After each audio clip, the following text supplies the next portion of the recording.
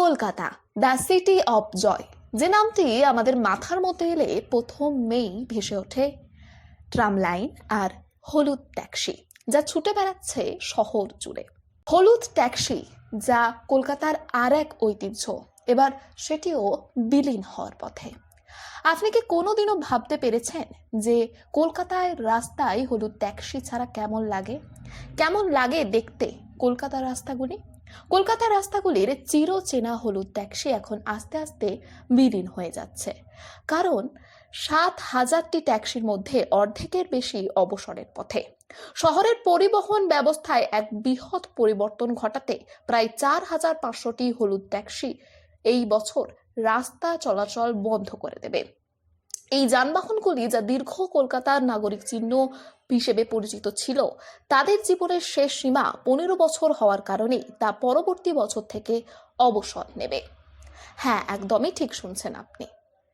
হলুদ অ্যাম্বাসেডর ট্যাক্সিগুলি, যা একসময় শহরের রাস্তাগুলি দাপিয়ে বেড়াতো, আনাচে কানাচে দেখা মিলত এই ট্যাক্সির, আজও অবশ্য দেখা যায়, কিন্তু তেমনটা আর নয়। কলকাতার চিত্রে এগুলি ছিল এক ধরনের প্রতীক। যেভাবে হাওড়া ব্রিজ এবং ভিক্টোরিয়া মেমোরিয়াল শহরের পরিচিতি তুলে ধরেছে বিশ্বের দরবারে, ঠিক তেমনই। তবে 2015 সাল থেকে অ্যাপ বেসড ক্যাবের সার্ভিসের আগমনের থেকেই এই পুরনো যানবাহনগুলির কদর ধীরে ধীরে কমে যেতে থাকে শহরের কাছে। এখন 15 বছরের চাকরির সীমা অনুযায়ী বাকি থাকা ট্যাক্সির অনেক অংশও অবসর নেবে। 2008 সালের একটি রায় অনুযায়ী কলকাতার রাস্তায় 15 বছরের পুরনো বাণিজ্যিক যানবাহন চালানোর কোনো অনুমতি নেই। এর ফলে কলকাতার হলুদ ট্যাক্সির 4,493টি, প্রায় 64% অবসর নেওয়ার পথে। তাছাড়া ট্যাক্সি চালকদের ঋণ পাওয়ার ক্ষেত্রেও সমস্যা অনেকটাই বাড়ছে, কারণ শিল্পের উচ্চ মন্দী হারের কারণে তারা নতুন ট্যাক্সি কিনতে পারছেন না। কলকাতার হলুদ ট্যাক্সির ইতিহাস সুদীর্ঘ। বহু বছর ধরে কলকাতার রাস্তায় আমরা দেখে আসছি হলুদ ট্যাক্সি। ঐতিহ্যপূর্ণ এটি, যা শুরু 1908 সালে। যখন প্রথম ট্যাক্সি চালু হয়েছিল, তখন ভাড়া ছিল মাত্র 4 আনা প্রতি মাইল। 1962 সালে কলকাতার ট্যাক্সি অ্যাসোসিয়েশনের মাধ্যমে অ্যাম্বাসেডর গাড়িগুলির হলুদ ও কালো রঙের সংস্করণ চালু হওয়ার পরই সেগুলি কলকাতার শহরের সংস্কৃতির অংশ হয়ে ওঠে।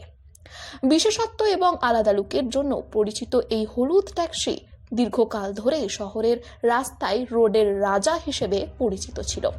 স্থানীয় বাসিন্দা থেকে পর্যটক সবাই এর ওপর নির্ভরশীল ছিল।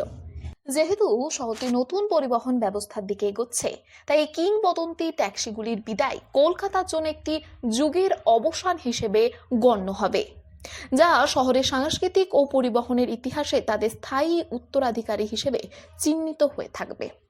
তবে কি হলুদ ট্যাক্সিও ধীরে ধীরে ইতিহাসের পাতায় নাম লেখাবে? এটাই এখন প্রশ্ন।